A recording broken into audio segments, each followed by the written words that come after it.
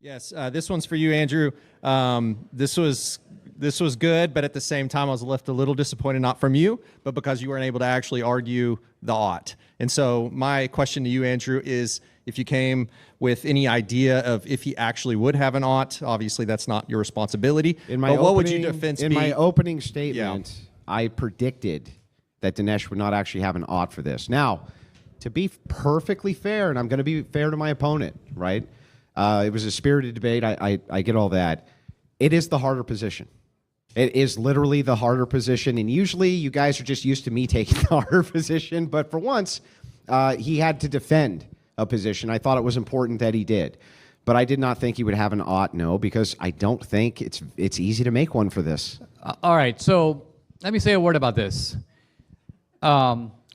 Somehow there is a distinction between an is and an ought. And there's a certain naive view that an is and an ought are unconnected.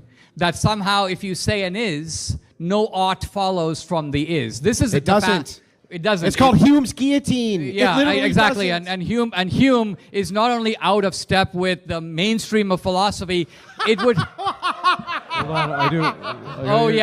Okay. Want to let Dinesh finish? Want to let Dinesh finish? I'm very familiar with Hume. Don't get me wrong. Hang on, that door is gray. That implies what ought?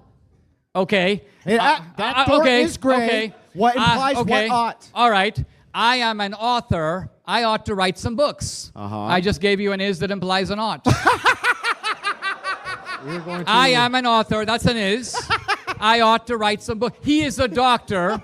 He ought to cure people. We're going to jump to This is the last question. This is the keyboard. What's the ought? Okay. It ought to be used for computing. This is the last question. I just gave it to you. And because you're stumped, the best thing that you can do is to guffaw because you think that in classical Christian philosophy, every ought. All right, folks, need you to keep it down. Jesus died for our sins. We ought to worship him.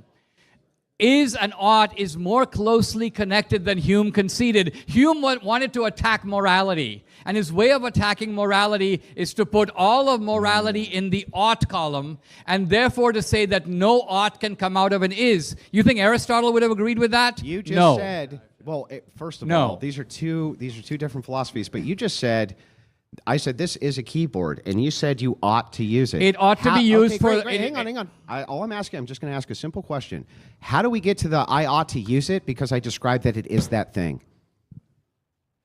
Well, the ought is teleologically derived from the thing that it is. I mean, a lot of the argument... Why can't I just use it as a paperweight? Okay, a lot of the classical argument against homosexuality is that you have a rear end, it ought to be used for the purpose of excretion and not to stick large objects in it, right? There is an ought coming out of an is.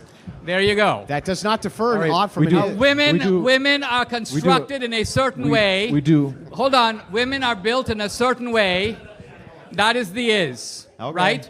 Women ought to live a certain way and derive certain social roles and responsibilities which arises out of their nature. I've just given you an ought that comes out of an is. Hang on, Dinesh. I just want to, real quick, it'll take me 1 second. Yeah, let's I walk into a room and there's a woman on the bed, spread eagle. I ought to fuck her, right?